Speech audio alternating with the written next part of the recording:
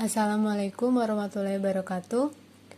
Kali ini kita akan membahas masih materi statistika untuk ukuran penyebaran data.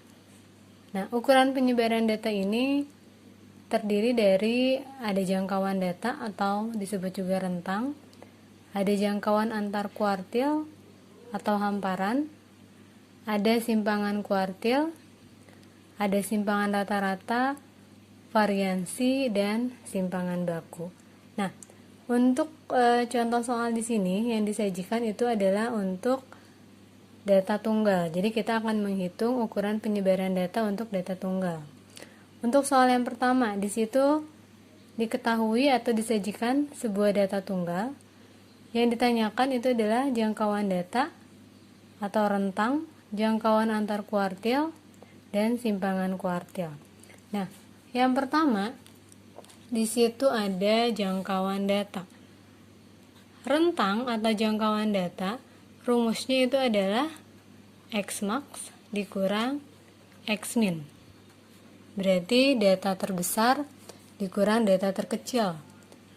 Untuk data terbesar bisa langsung kita lihat di sini ya. Data terbesar itu adalah 12 dikurang data terkecil. Data terkecilnya itu adalah 6.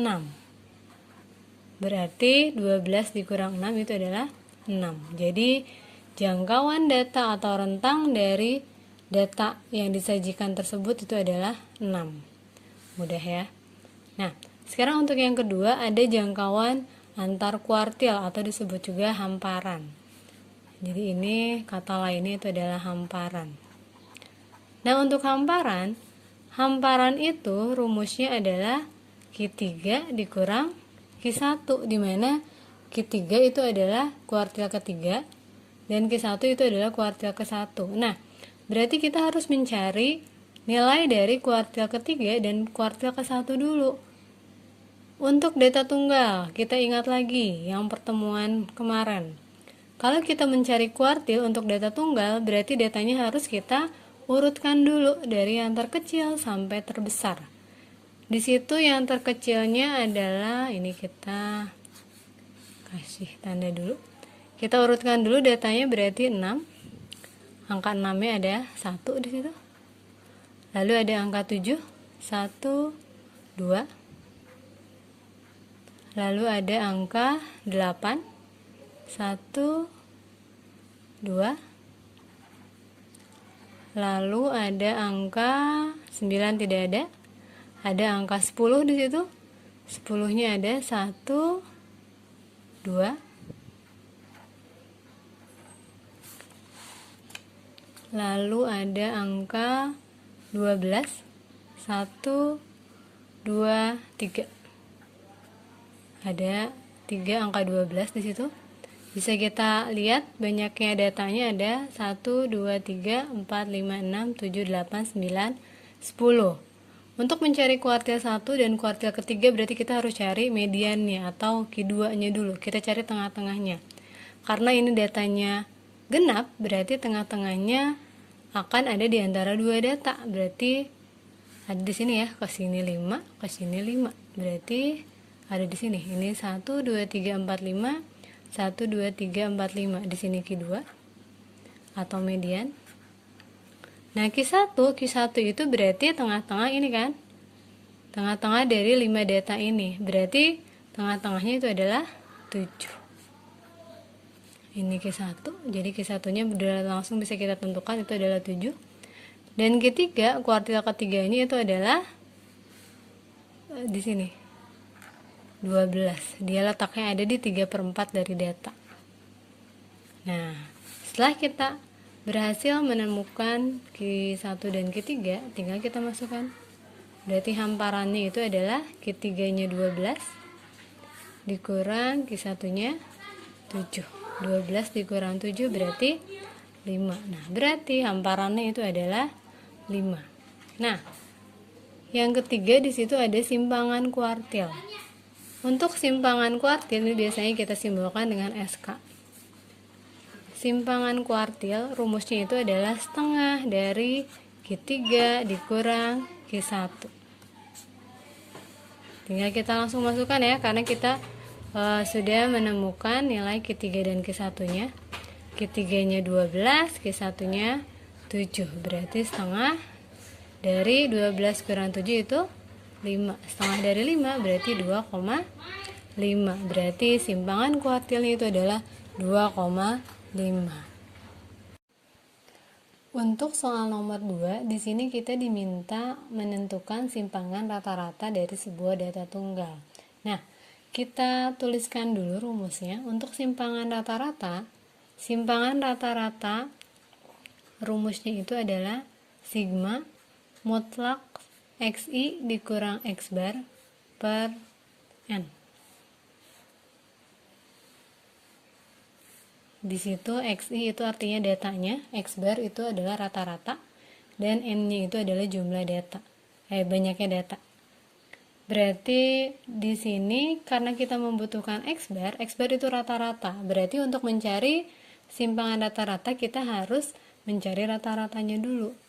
Rata-rata itu adalah jumlah data dibagi banyaknya data. Berarti tinggal kita jumlahkan semuanya. 3 tambah 4 tambah 6 tambah 8 tambah 9 dibagi banyaknya data, berarti ada 5 ya. 3 tambah 4 itu 7, tambah 6 13, tambah 8 21, tambah 9 itu 30. 30 dibagi 5 berarti rata-ratanya itu adalah 6. Nah, di sini simpangan rata-rata itu rumusnya adalah jumlah nilai mutlak dari tiap data kita kurangi rata-rata. Berarti di sini tiap data harus kita kurangi rata-rata. Berarti mutlak dari 3 dikurang 6. Ini datanya 3, kita kurangi rata-rata 6. Sigma itu artinya jumlah, berarti ditambah 4 dikurang 6 ditambah 6 dikurang 6 ditambah 8 dikurang 6 ditambah 9 dikurang 6 per banyaknya data. Banyaknya datanya berarti 5. Nah, di sini ada tanda mutlak atau nilai mutlak. Fungsi dari tanda mutlak itu adalah mempositifkan yang negatif. Jadi jika ada tanda mutlak, angka yang keluar itu semuanya pasti positif. Jadi udah nggak ada lagi angka yang negatif. Jadi misalnya di sini 3 dikurang 6 itu kan harusnya min 3. Tapi karena ada tanda mutlak berarti dia angkanya menjadi 3. Ya, jadi fungsi dari tanda mutlak itu adalah mempositifkan yang negatif. Kalau yang positif dia tetap positif. Jadi 3 dikurang 6 kita tuliskan 3. 4 dikurang 6 itu min 2. Karena ada tanda mutlak berarti jadi 2. Tambah 6 kurang 6 0. 8 dikurang 6 itu berarti 2. Ditambah 9 kurang 6 itu berarti 3. Per banyaknya data itu 5. 3 tambah 2 5, tambah 2 7, tambah 3 10. Berarti di sini 10 dibagi 5. Berarti rata-ratanya itu adalah simpangan rata-ratanya itu adalah 2. Jadi itu cara mencari simpangan rata-rata dari sebuah data tunggal. Nah, untuk soal nomor 3, di sini kita diminta menentukan variansi dan simpangan baku dari sebuah data tunggal. Nah, variansi dan simpangan baku itu saling berhubungan. Jadi, kalau kita diminta untuk mencari simpangan baku, kita harus mencari variansinya terlebih dahulu gitu. Nah, jadi kalau si variansi itu disimbolkan dengan S kuadrat, kalau simpangan baku itu adalah S. Jadi nanti untuk mencari simpangan baku itu akar dari variansinya. Jadi untuk mencari simpangan baku kita harus terlebih dahulu mencari variansinya dulu. Nah, kita tulis dulu rumus untuk variansi. Variansi atau S kuadrat rumusnya itu adalah sigma XI dikurang X bar kuadrat per N. Jadi untuk rumusnya sendiri itu hampir mirip dengan simpangan rata-rata. Hanya bedanya kalau simpangan rata-rata dia menggunakan tanda mutlak. Kalau untuk variansi dia menggunakan kuadrat. Di sini Berarti variansi itu adalah jumlah dari setiap data dikurangi rata-rata lalu dikuadratkan per n, per banyaknya data. Berarti kita tetap harus mencari rata-ratanya dulu ya. Berarti kita cari rata-rata dari data tunggalnya dulu. Berarti rata-rata itu tinggal jumlah data dibagi banyaknya data. Berarti 5 tambah 5 tambah 7 tambah 11 tambah 13 tambah 13 per banyaknya data, berarti ada 6 ya. 5 tambah 5 10, 17, 28, 41, 54. Berarti di sini 54 per 6, berarti 9 ya. Jadi rata-ratanya itu adalah 9. Nah, berarti di sini untuk mencari variansi itu jumlah dari tiap data kita kurangi rata-rata lalu dikuadratkan. Berarti 5 dikurang 9 kuadrat ditambah 5 dikurang 9 kuadrat ditambah 7 dikurang 9 kuadrat ditambah 11 dikurang 9 kuadrat ditambah 13 dikurang 9 kuadrat ditambah 13 dikurang 9 kuadrat per banyaknya data itu ada 6. Berarti di sini 5 dikurang 9 itu adalah min 4. Min 4 dikuadratkan berarti positif 16. Ingat, negatif kalau dikuadratkan berarti itu jadi positif. Min 4 kuadrat itu artinya min 4 dikali min 4 berarti positif 16. Ditambah di sini 5 kurang 9 sama min 4 dikuadratkan berarti 16. 7 dikurang 9 itu berarti min 2 dikuadratkan berarti positif 4. 11 dikurang 9 itu berarti 2. 2 dikuadratkan itu berarti positif 4 juga.